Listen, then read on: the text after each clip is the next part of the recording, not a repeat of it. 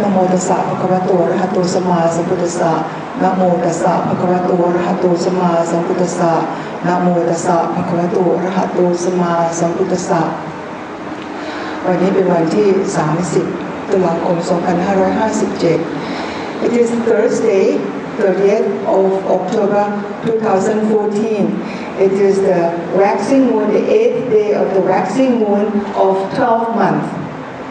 In Buddhism, we follow the moon.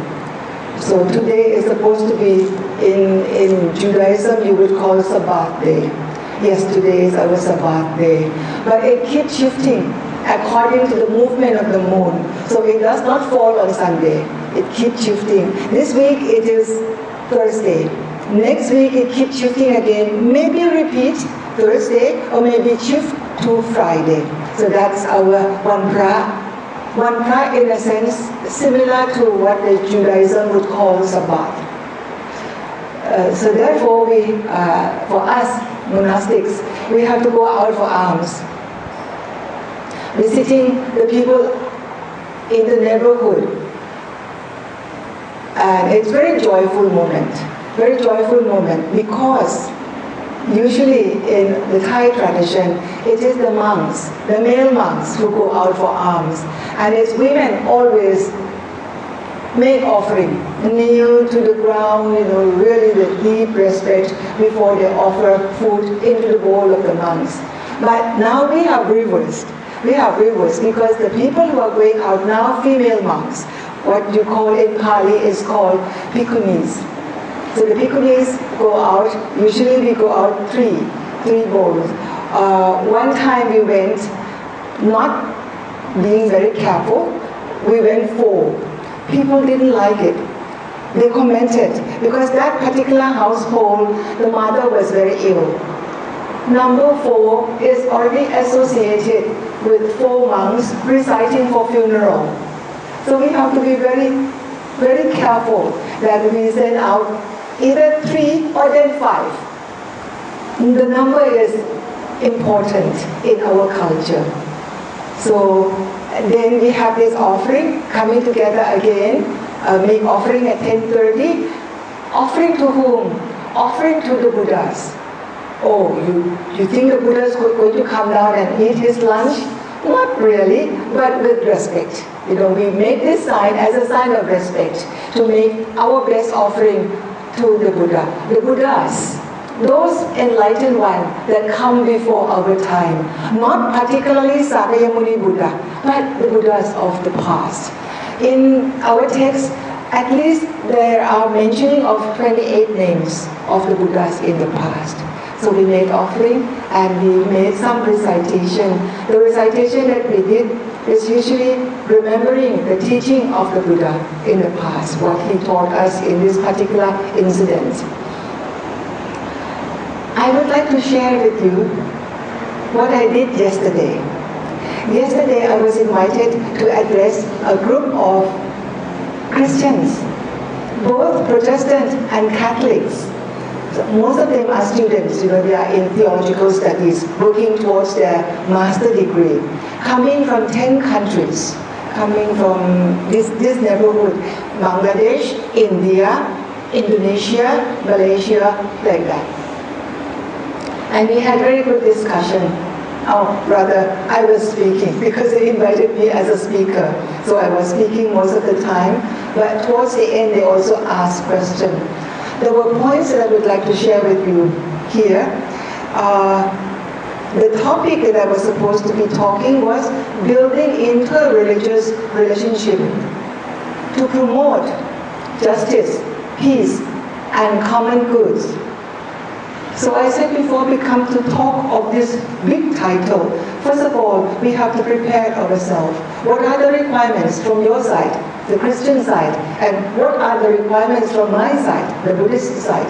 I think before we start having this interfaith dialogue, inter-religious dialogue, very important that both sides, we must know the teaching of our own religion. Maybe not complete, not 100%, but at least we should know them well. And the second point that I said was, and then we must be committed. You call yourself Christians.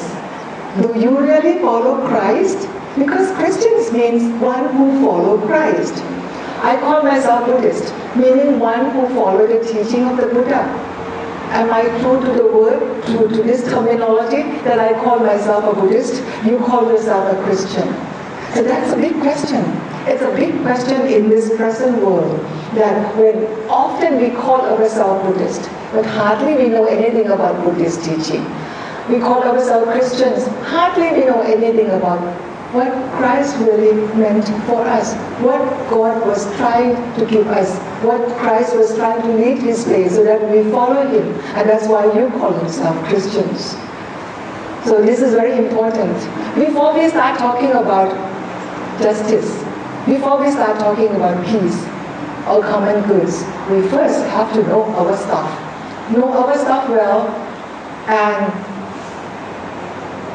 really be responsible. Really be responsible for the teaching. Otherwise, it will be just lip service. Another kind of lip service. This coming together, talking, the Christians and Buddhists coming together and trying to make this cross bridge will be very, I said, fake. It does not bring about any justice, it does not bring about any peace or common goods unless we know our stuff. So that was the sharing that I had with them. And I mentioned also to talk about justice, particularly from religious point of view. Christians, Catholic, Protestants, and Buddhists. I come from Theravada Buddhist, a kind of more orthodox, more authentic in a way. So they believe that they are more authentic, they are more orthodox.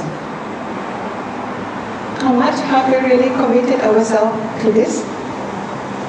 When we want to talk about justice, gender is one big issue in Catholic, in Theravada Buddhism. Buddha was the one who actually assigned, or how to say, he set up the structure of Buddhist, what we call the fourfold Buddhist.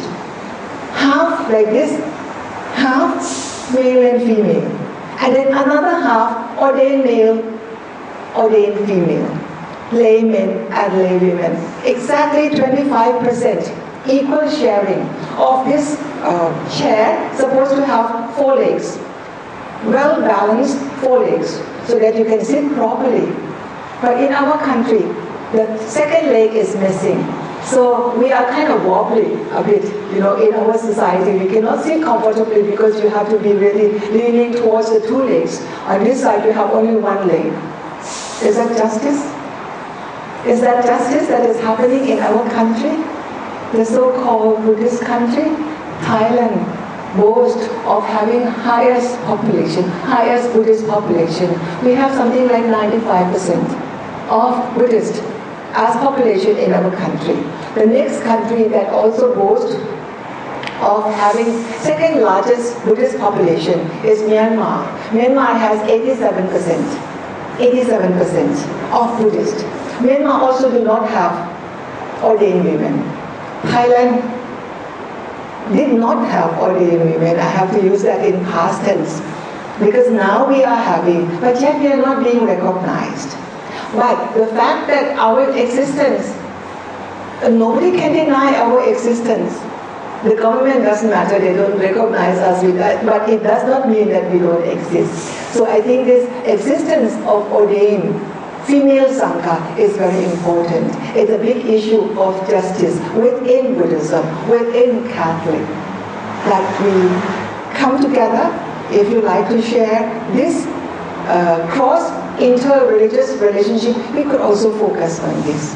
So just to remind you of few points of interest that could be our common, not common good, but common sharing, particularly within the topic of justice. So we could start from there. So just to give you some thoughts that among Christians and among Buddhists, this might be one topic that we could sit down and really read the text together to come to understanding that what we practice, what we believe, and hearsays that has been going on in our society may not be really fitting to the real teaching of Christ, to the real teaching of the Buddha. Thank you.